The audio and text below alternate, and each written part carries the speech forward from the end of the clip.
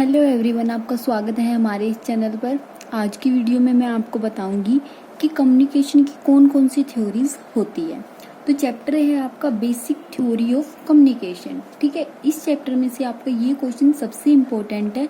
इसमें हम करेंगे थ्योरीज ऑफ कम्युनिकेशन। उसमें होती है सेंडर की theory, channel theory, transaction theory, perception theory और इंफॉर्मेशन थ्योरी। ठीक है, ये क्वेश्चन बहुत इंपॉर्टेंट है। अगर आपको मेरा वीडियो पसंद आए तो वीडियो को लाइक और चैनल को सब्सक्राइब कीजिएगा। आपको मेरे चैनल पर कॉमर्स से रिलेटेड हर इम्पोर्टेंट टॉपिक की वीडियो मिलेगी।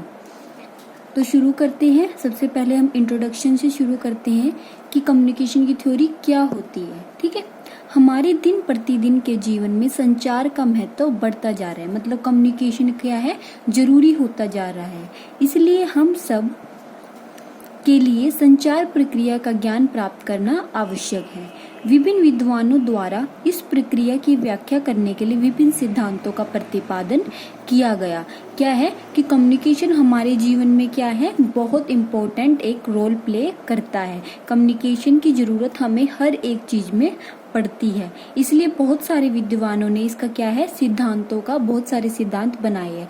जैसे अकाउंट है, अकाउंट के प्रिंसिपल होते हैं, वैसे ही कम्युनिकेशन के भी कुछ प्रिंसिपल्स बनाए गए हैं। ये सिद्धांत संचार प्रक्रिया के विभिन्न घटकों पर प्रकाश डालते हैं। प्राथमिक रूप से दिए गए सिद्धांतों जैसे प्रेषक सिद्धांत, माध्यम सिद्धांत आदि की उनको संकुचित क्षेत्र तथा एक पक्षीय प्रकृति के कारण आलोचना की जाती है, जिसके परिणाम स्वरूप विभिन्न नए सिद्धांतों का प्रतिपादन किया गया। जो सबसे पहले जो सिद्धांत था उसमें क्या था, प्रेषक सिद्धांत था, माध्यम सिद्धांत था, लेकिन उसका क्षेत्र क्या था, संकुचित। मतलब उसका क्षेत्र क्या था, छोटा था। इसलिए नए सिद्धांतों का क्या किया गया, प्रतिपादन किया गया। नए सिद्धांतों को क्या किया गया, बनाया गया। इनमें नए सिद्धांत कौन कौन से बनाए गए, transaction theory, perception theory, information theory, interaction theory और मॉडर्न थ्योरी। ये सारे हमारे सेकेंडरी रूप में बनाए गए। उसके बाद ये सिद्धांत संचार प्रक्रिया के विभिन्न घटकों तथा परस्पर संबंधों की व्याख्या करते हैं। मतलब ये क्या बताते हैं हमें कि संचार की प्रक्रिया के कौन कौन से घटक है और संचार की प्रक्रिया हमारी क्या है। ठीक है, तो शुरू करते हैं हमारी थ्योरीज से। क्वेश्चन आपका आ सकता है, right short note on following theories of a communication. या तो आपसे एग्जाम में अगर ये क्वेश्चन लॉन्ग आएगा तो आपसे सारी थ्योरीज पूछी जाएगी। क्वेश्चन आएगा कि थ्योरीज ऑफ कम्युनिकेशन। ठीक है, और अगर आपसे ये शॉर्ट में क्वेश्चन पूछा गया जैसे 4 मार्क्स में, 2 मार्क्स में, तो आपसे कोई सेपरेटली कोई भी थ्योरी पूछी जा सकती है। जैसे सेंटर थ्योरी पूछी जा सकती है, ट्रांजैक्शन थ्योरी, परसेप्शन थ्योरी, ये सेपरेटली आपसे पूछी जा सकती है। तो हम शुरू करते हैं फर्स्ट थ्योरी से।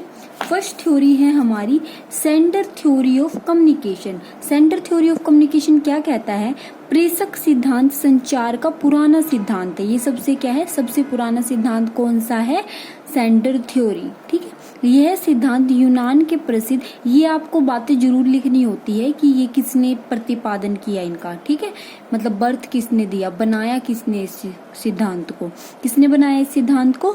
यह सिद्धांत यूनान के प्रसिद्ध दार्शनिक अरस्तु द्वारा दिया गया। किसके द्वारा दिया गया, अरस्तु द्वारा दिया गया। इसलिए इस सिद्धांत को क्या कहा जाता है, अरस्तु के सिद्धांत के नाम से भी जाना जाता है। अरस्तु ने इस सिद्धांत का निम्नलिखित शब्दों में वर्णन किया। उसने क्या कहा है, एक प्रेषक प्रेरक तकनीकों का प्रयोग कर संदेश प्राप्तकर्ता की विचार प्रणाली को परिवर्तित कर सकता है। अतः संचार एक तरफा होकर प्रेषक अति महत्वपूर्ण होगा। तो इसमें हम आपको डायग्राम के थ्रू समझाऊंगी मैं। इसमें क्या बोला गया है कि एक सेंडर होता है। सेंडर क्या भेजता है, मैसेज भेजता है, और वो मैसेज डायरेक्ट किसको रिसीव हो जाता है, रिसीवर को रिसीव हो जाता है। लेकिन हमने कम्युनिकेशन का प्रोसेस किया था ना, मेनली तो वही प्रोसेस होता है, लेकिन ये सबने, सारे जो साइंटिस्ट थे, सबने अलग अलग तरीके से इनका क्या दिया है, अलग अलग अपने वे में इन्होंने बताया है कि ये थ्योरी होती है। किसी ने कहा बीच में चैनल होता है, किसी ने कहा बीच में मीडियम होता है, किसी ने नॉइज को इंक्लूड किया है, किसी ने नॉइज को इंक्लूड नहीं किया। तो इसने क्या है, सिर्फ 3 ही स्टेजेस बताई हुई है। सेंडर होता है, मैसेज होता है, और डायरेक्ट वो रिसीवर को रिसीव हो जाता है। सेंडर कौन होता है, इस सिद्धांत के अनुसार प्रेषक संचार प्रक्रिया का पहला तथा महत्वपूर्ण घटक है। सबसे पहला घटक कौन है? सेंडर, जो मैसेज भेजता है। संचार की सफलता पूर्णतः प्रेषक द्वारा अपने संदेश को सकारात्मक भाव प्रेषण करने की योग्यता पर निर्भर करता है कि मतलब किस वे में, कितने अच्छे तरीके से उसने अपने मैसेज को भेजा है। उसकी सफलता किस पर निर्भर करती है? सेंडर पर निर्भर करती है। अगर उसने अपना मैसेज अच्छे तरीके से भेजा है तो संदेश हमारा क्या हो जाएगा? सफल हो जाएगा। ठीक है। उसके बाद मैसेज, संदेश को उस विशेष सामग्री के रूप में परिभाषित किया जा सकता है जिसे प्रेषक से प्राप्तकर्ता तक प्रेषित किया जाता है। यह कोई विचार हो सकता है या कोई सुझाव हो सकता है।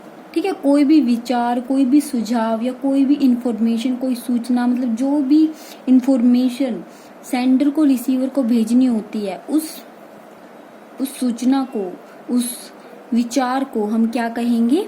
मैसेज कहेंगे। ठीक है, बताया था ना मैंने आपको पिछली वीडियो में भी। रिसीवर कौन होता है? जिसको मैसेज मिला है। सेंडर, जो भेजा, जिसने मैसेज भेजा। मैसेज, जो विचार या जो भाव या जो इन्फॉर्मेशन उसने दी है उसको हम मैसेज कहते हैं। रिसीवर, जिसको मैसेज रिसीव हुआ है उसे हम क्या कहेंगे? रिसीवर कहेंगे। ठीक है। उसके बाद critical appraisal of a theory, सिद्धांत का आलोचनात्मक मूल्यांकन, मतलब उसके कुछ ना कुछ मेरिट्स भी है, कुछ डिमेरिट्स भी है। मेरिट्स क्या है इसकी? सिंपल सा सिद्धांत है। क्यों सिंपल है? 3 स्टेजेस आती है। सेंडर डायरेक्ट मैसेज भेजता है और वो मैसेज डायरेक्ट किसको रिसीव हो जाता है? रिसीवर को रिसीव हो जाता है। ठीक है, सिंपल वे है। ठीक है। उसके बाद सेकंड पॉइंट है मेरिट्स में, प्रेरक दृष्टिकोण पर बल, emphasis on a persuasive approach. सिद्धांत का अन्य गुण यह है कि इसमें प्रेरक दृष्टिकोण के प्रयोग पर बल दिया गया है। यह सिद्धांत संदेश को सकारात्मक रूप में प्रेषित करने में बहुत सहायक सिद्ध होता है। सबसे ज्यादा बल इसने किस पे दिया है?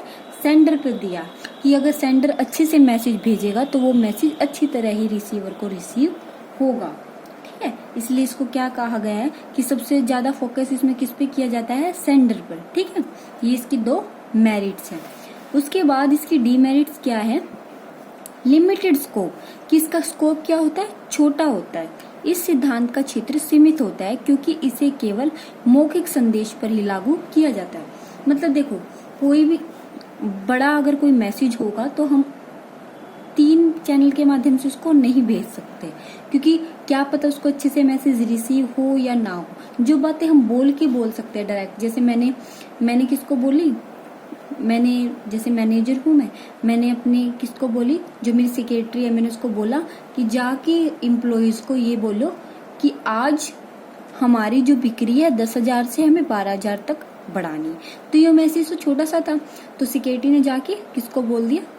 एम्प्लॉइज को बोल दिया। तो जो बातें छोटी होती है, मतलब जो मैसेज छोटा होता है, उसके लिए हम किसको यूज कर सकते हैं? सेंडर थ्योरी को यूज कर सकते हैं। जैसे सेंडर कौन हो गया? मैनेजर, मतलब मैं, और मैसेज क्या था मेरा कि 10,000 से 12,000 तक बिक्री बढ़ानी है, वो मेरा मैसेज हो गया। रिसीवर कौन थे? एम्प्लॉय थे। ठीक है, तो हम क्या है, जो बात बोलनी हो या जो मैसेज छोटा हो उसको ही हम क्या है? भेज सकते हैं। उसके बाद है वन साइडेड, अरस्तु का सिद्धांत एक पक्षीय, क्योंकि यह प्रेषक की भूमिका को अनावश्यक महत्व देता है। मतलब ज्यादा ये इम्पोर्टेंस किसको देता है? प्रेषक को देता है, सेंडर को ज्यादा इम्पोर्टेंस देता है, इसलिए इसको क्या कहा गया है? वन साइडेड कहा गया है। ठीक है, ये हमारी फर्स्ट थ्योरी थी, सेंडर थ्योरी ऑफ कम्युनिकेशन। उसके बाद हमारी जो सेकंड थ्योरी है वो है चैनल थ्योरी ऑफ कम्युनिकेशन। तो नाम से ही पता चल रहा है कि इसमें बीच में हम चैनल को इंक्लूड करेंगे। आपको नाम से ही हिसाब लगाना है। जैसे सेंडर थ्योरी तो सिंपल सी है, sender, message, receiver. Channel theory में हम बीच में किसको इंक्लूड करेंगे? चैनल को इंक्लूड करेंगे।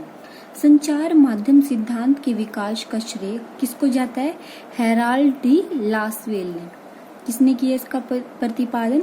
हेराल्ड डी लासवेल ने। जैसा कि इसके नाम से ही स्पष्ट है, यह सिद्धांत माध्यम अभिमुखी सिद्धांत है, अर्थात यह सिद्धांत संचार के माध्यम को अधिक महत्व देता है। इसमें किसको ज्यादा महत्व दिया गया?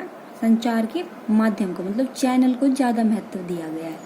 नाम से पता चल रहा है चैनल थ्योरी, तो मतलब चैनल को ज्यादा महत्व दिया है। इस सिद्धांत के अनुसार संचार प्रक्रिया में मुख्यतः 5 घटक सम्मिलित होते हैं। इसने कितने घटक शामिल किए? 5 घटक शामिल किए। ठीक है, इन घटकों का निम्नलिखित रेखाचित्र है। पहले इसने कहा कि सेंडर होता है, सेंडर का कोई ना कोई मैसेज होता है, वो मैसेज किसी न किसी चैनल के माध्यम से रिसीवर तक पहुंचता है, उसके बाद रिसीवर पर कोई ना कोई इफेक्ट पड़ता है। तो अब इनको एक्सप्लेन किया गया है कि चैनल क्या होता है।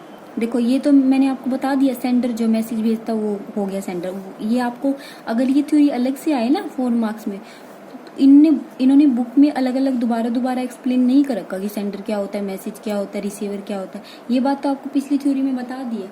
जब आप एक्सप्लेन करोगे इसको सेपरेटली तो आपको सेंडर का भी मीनिंग लिखना है, मैसेज का भी लिखना है, उसके बाद आपको चैनल का मीनिंग लिखना है। चैनल क्या होता है? माध्यम की व्याख्या ऐसे मीडिया के रूप में की जा सकती है जिसके द्वारा एक संदेश को प्रेषक से प्राप्तकर्ता तक ले जाया जा सकता है। ये सिद्धांत स्पष्ट रूप से है कि संचार प्रक्रिया में माध्यम बहुत महत्व है। मतलब जिस माध्यम से हम क्या करते हैं, अपने संदेश को रिसीवर तक भेजते हैं, उसको हम क्या कहते हैं? चैनल। जैसे व्हाट्सएप के थ्रू मैंने मैसेज भेज दिया, सभी जितने भी कर्मचारी थे मेरी कंपनी में सबको मैसेज भेज दिया, तो वो क्या है? मैंने किसका यूज किया? किसी ने इंटरनेट का यूज किया, तो वो मेरा क्या है? मीडिया है, एक तरह से चैनल है। ठीक है, तो मैसेज भेजने के लिए हम जिस मीडिया या जिस चैनल का यूज करेंगे उसको ही हम क्या कहते हैं? चैनल कहते हैं। इफेक्ट, प्रभाव की अवधारणा संचार प्रक्रिया का महत्वपूर्ण घटक है। संचार की सफलता का मूल्यांकन केवल प्राप्तकर्ता पर इसके प्रभाव की सहायता से किया जा सकता है। यदि संचार का प्राप्तकर्ता पर सकारात्मक प्रभाव पड़ता है तो इसे सफल माना जाता है, परंतु यदि ऐसा नहीं है तो सुधारात्मक कार्यवाही की जाती है। मतलब इफेक्ट कैसा पड़ता है? जैसे हमने बोला कि नो स्मोकिंग बैन है, मतलब स्मोकिंग नहीं करनी। ठीक है, तो हम देखेंगे उसका इफेक्ट हमारे एम्प्लॉइज पर कितना पड़ रहा है, उन पे हम इस चीज का इफेक्ट उन पर पॉजिटिव पड़ रहा है या नेगेटिव पड़ रहा है। ठीक है, मतलब जो हमने मैसेज जारी किया है उसका इफेक्ट उन पर पॉजिटिव पड़ रहा है या नेगेटिव पड़ रहा है, उसको ही हम क्या कहेंगे? इफेक्ट कहेंगे।